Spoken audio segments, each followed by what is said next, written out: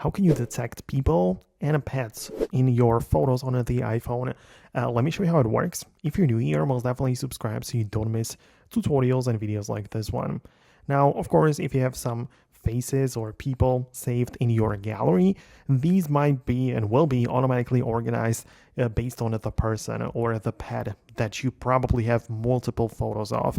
And you can find it not in the library view, but when you switch to the collections like that, and upon scrolling down, you'll be able to see the pets, people and pets section. So you can expand it more. And if you don't have enough footage or enough pictures available already, it's going to tell you that, it's like finding the people and pets. But once you do have enough pictures, you should be able to see all of the people there and categorized by, the person. You can also name them if you haven't already. So that is how it will work. And you could, of course, just customize it for different groups and whatnot. And this is how it's going to work. So that is basically how it works. As I said, you need to have some like footage and photos for that to work. Because, if you just have one picture, it perhaps may not even like show it to you. But yeah, this is where you can find it. This is how you can give them names.